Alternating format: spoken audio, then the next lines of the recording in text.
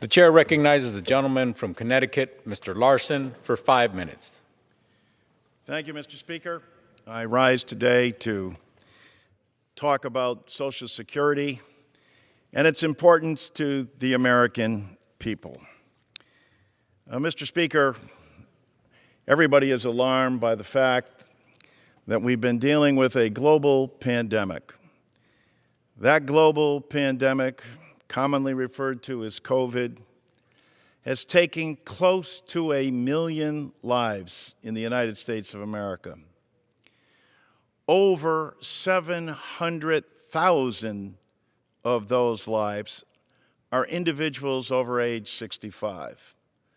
The COVID pandemic has also turned the economy upside down and has led to a period of inflation.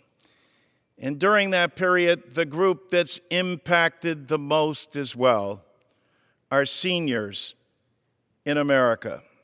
It's people that are on fixed income that need our help directly. There are more than 10,000 baby boomers a day who become eligible for Social Security. And for about 40% of senior beneficiaries, Social Security provides the majority of their income. And for 1 in 6 Americans, it provides more than 90% of their program. And yet, shamefully, the United States Congress has not taken action on this in more than 50 years.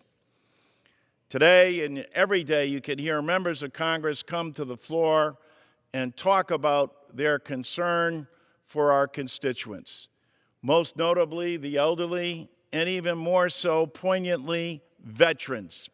More veterans rely on Social Security disability than they do on the VA. And yet, Congress has not addressed this issue in more than 50 years. The last time Congress addressed this issue, milk was 72 cents a gallon. Everybody knows that those prices have become so high today that it causes seniors to have to put food back on the grocery shelves because they can't afford it. This is especially true for people of color. I want to commend our former leader, John Lewis, who pointed out and said that Social Security is the next civil rights movement because of the discrimination that's taken place within Social Security. And because also people have come to rely on it because it's a guarantee. We don't have to go back to 1929 and the Great Crash. We only have to go back as far as 2008, 2009 to look at what happened in that recession and find out that people's 401k became a 101k. And yet during that same time period, Social Security never missed a payment. Not a pension payment, not a spousal payment, not a dependent coverage payment, and not a disability payment. This is not something the president can do by executive order, nor is it anything that the Supreme Court is going to adjudicate. This is the responsibility of the United States Congress, and help is on the way. People are going to have an opportunity to vote on Social Security 2100, bringing Social Security into this century, and then also rectifying the discrimination that has taken place.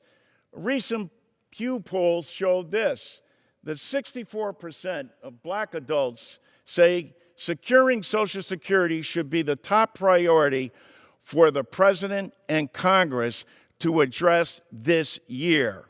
Martin Luther King had a better way of saying it. He called it the fierce urgency of now. In the midst of this pandemic, remember this, my colleagues, on both sides of the aisle. These are your brothers and sisters.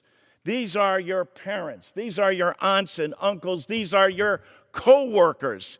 These are people you worship with. Over 5 million Americans, 5 million Americans get below poverty level checks from Social Security. Why?